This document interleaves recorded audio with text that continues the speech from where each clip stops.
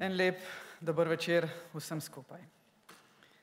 Spoštovani predsednik Bundesrata Zvezne republike Nemčije Peter Čečner, spoštovana ministrica za kulturo Zvezne republike Nemčije Klaudija Roth, spoštovani župan mesta Frankfurt Mike Jozef, spoštovani predsednik in izvršni direktor Frankfurtskega knjižnega sejma Jürgen Boss, spoštovani visoki gostje, dame in gospodje, spoštovana oba slovenska ministra.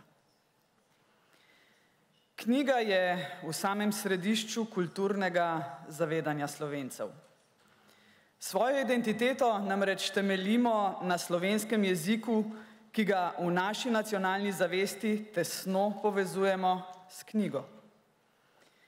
Ne s katerokoli knjigo, ampak s prvo tiskano knjigo, ki je izšla leta 1550 v slovenskem jeziku.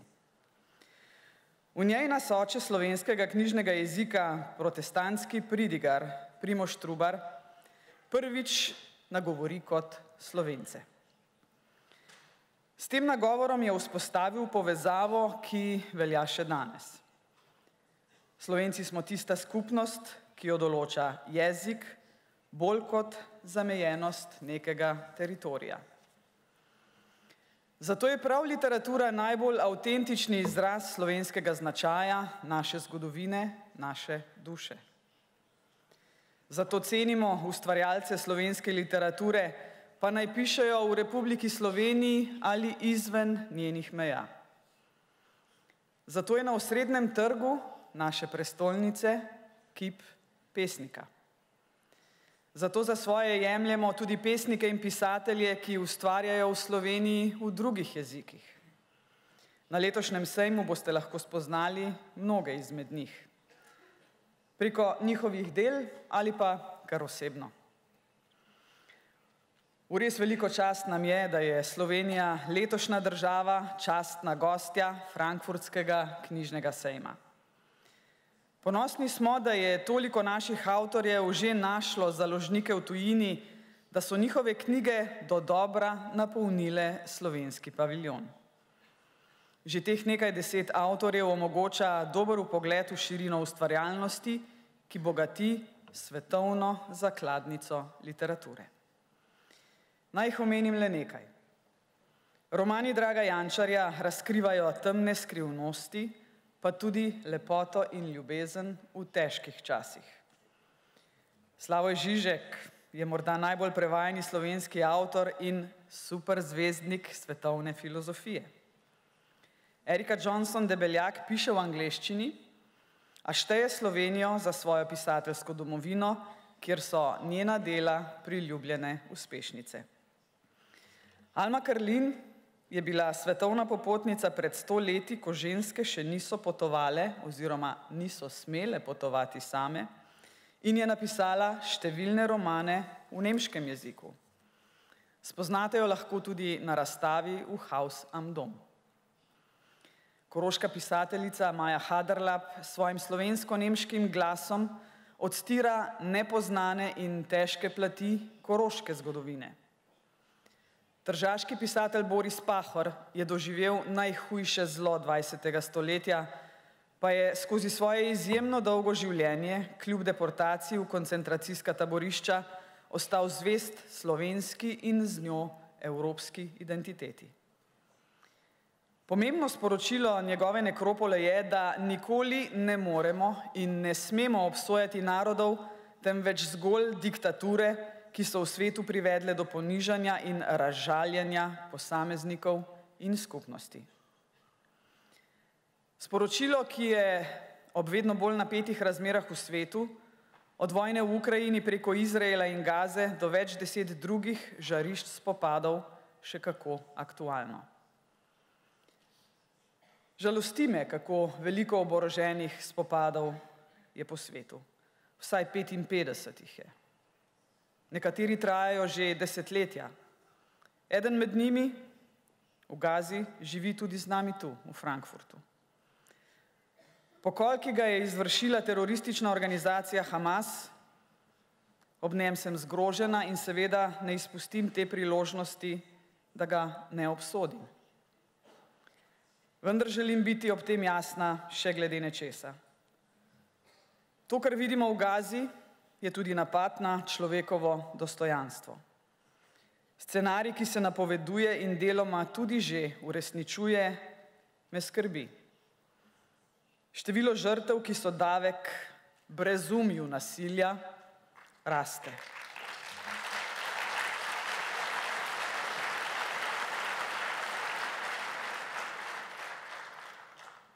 Med temi žrtvami so tudi otroci in to je nesprejemljivo. Zato z tega mesta pozivam k zaustavitvi nasilja in spoštovanja mednarodnega humanitarnega prava in prava človekovih pravic. Zdaj in ob tej priložnosti, ko prisostvujemo prazniku pisne besede, bi še posebej rada poudarila naslednje. Mnogokrat slišimo, kako pomembno je branje knjig, kako pomembna je izobrazba, razgledanost, ki jo ponuja raznolikost literature. In kako pomemben je pregovor, da je pero močnejše od meča. Prisotnost in moč knjige, sam Frankfurtski sejem je dokaz za to, da smo civilizacija. V slovenskem paviljonu boste opazili dve posebnosti. Prva je veliko število pesnikov, ki ustvarjajo sedaj. Pri nas veljajo za zastavonoše jezikovnega izraza že od Franceta Prešerna, katerega poezija predstavlja visoki izraz evropske romantike in jo lahko spoznavate na razstavi v Frankfurtskem muzeju romantike. Verzi njegove Zdravljice so za Slovence neprecenljiv znak spoštovanja vseh narodov, obenem pa ne samo duhovna, temveč tudi politična zaveza trdne narodne zavesti. Živenajo vsi narodi, ki jih hrepenedo čaka dan, da koder sonce hodi, prepir iz sveta bo pregnan. Da rojak, prost bo vsak, ne vrag, le sosed bo mejak. To je sporočilo miru. Aktualno je bilo tudi v času nastanka in sedaj, morda še bolj, in je bilo ob slovenski osamosvojitvi prav zaradi te svoje sporočilnosti izbrano za besedilo slovenske državne himne. Sporočilnost poezije je tista, ki jo v Sloveniji visoko cenimo. Druga posebnost slovenskega paviljona je vrnitev k knjigi, klasični, tiskani, na papirju. Digitalna doba nas namreč v poplavi zvočnih, vizualnih in besedilnih vsebin pogosto vodi v površno in razpršeno branje. A branje in razumevanje prebranega nista eno in isto. Zato je tik pred Frankfurtskim sejmom nastal Ljubljanski manifest o branju na višji ravni, ki poudarja, da je to naše najmočnejše orodje za razvoj analitičnega in kritičnega mišljenja. To je ključno tudi za celovito delovanje demokracije. Samo ozaveščen državljan, ki kritično presoja informacije, ki so mu na razpolago, lahko polno sodeluje v demokratičnih procesih. Z besedami Margaret Atwood, s smrtjo pismenosti bo umrla tudi demokracija. Frankfurtski knjižni sejem pa je ključni dogodek, kjer založniki najdejo nove avtorje in obratno. Slovenski jezik je tu prisoten že več kot 400 let, ko je bil leta 1592 v sejemski katalog vpisan 4-jezični slovar, ki je poleg nemščine, italijanščine in latinščine vseboval tudi slovenščino. Simbolno pomembno, saj Slovenija leži na stičišču 4 jezikovnih skupin in 4 pokrajinskih tipov. Slovensko založništvo, tako kot slovenski jezik, je moralo biti trdoživo, da je preživelo na prepihu zgodovine. Od samostojnosti dalje se je število prevodov vztrajno povečevalo in Slovenija je danes častna gostja na sejmu. Sejmu, ki je v Sloveniji sicer močno poznan. V času nekdanje države, ko so bile tuje strokovne knjige redkost na slovenskem trgu, smo imeli prodajni sejem imenovan, ne boste verjeli, Frankfurt po Frankfurtu. Frankfurt je bil stičišče, na katerem se je dogovarjal del poslov, s katerimi je Nemčija že tradicionalno zasedala prvo mesto med zunanjetrgovinskimi partnerji Slovenije. Prepletenost slovenskega in nemškega gospodarstva ni izrazita samo na področjih, kot so avtomobilska industrija, strojegradnja in farmacija, ampak tudi pri vsem, kar je povezano s knjigo. Ta tradicija sega na sam začetek tiskarstva. Še pred avtorji so naši tiskarji tu sklepali posle in slovenske tiskarne opremljali z nemškimi tiskarskimi stroji. Tudi prva slovenska knjiga, ki sem jo omenila na začetku, je bila leta 1550 natisnjena tu, v Nemčiji. Te začetke v Sloveniji cenimo zelo visoko. Dan reformacije, ki ga bomo obeležili čez 2 tedna, je pri nas sinonim za praznik slovenske knjige in jezika, prav zato, ker so bili protestantski pisci tisti, ki so uveljavili slovenski jezik in knjigo. Na slovenski nacionalni listi UNESCO-vega seznama Spomin sveta je ena sama tiskana knjiga. In to je prvo slovensko sveto pismo, natisnjeno leta 1583 v Wittenbergu. Spoštovani visoki gostje, dame in gospodje. Slovenija je samostojna država že 32 let, a prepletenost z Nemčijo na področju knjig sega stoletja v preteklost, pri jeziku samem pa še dlje. Najstarejši zapis slovenskega jezika in hkrati najstarejši zapis kateregakoli slovenskega jezika je star več kot 1000 let. Skrit je bil v knjižnici samostana v Freisingu, danes ga hranijo v bavarski državni knjižnici. Gradimo torej na 1000-letni zgodovini, kjer je gostovanje Slovenije kot častne gostje Frankfurtskega knjižnega sejma korak, ki zagotovo ni zadnji.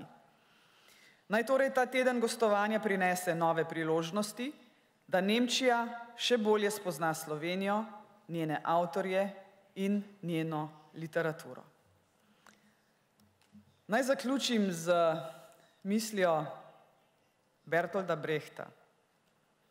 Rekel je, knjiga je orožje, vzemi jo v roke. Kot mati, kot ženska, bi si želela, da imajo to možnost ne samo otroci v Nemčiji in Sloveniji, ampak tudi v Izraelu in v Palestini. Hvala.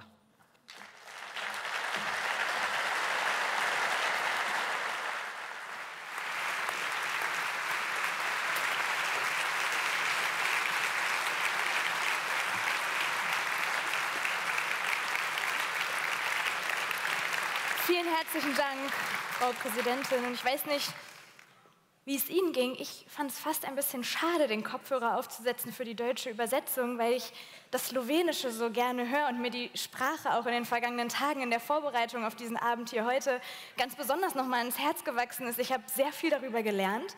Zum Beispiel, dass es im Slowenischen nicht nur den Singular und den Plural gibt, sondern auch einen Dual.